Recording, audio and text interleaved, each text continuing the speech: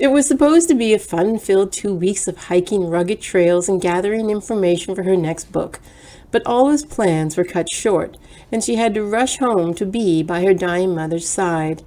The only flight out of Summer Beaver was a small 4-seater plane that was chartered by wealthy businessmen from California.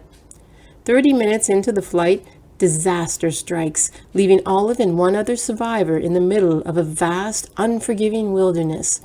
With little food and autumn closing in, the clock is ticking. Winter is never far off in northern Ontario, and with limited supplies, they must take advantage of every opportunity to survive.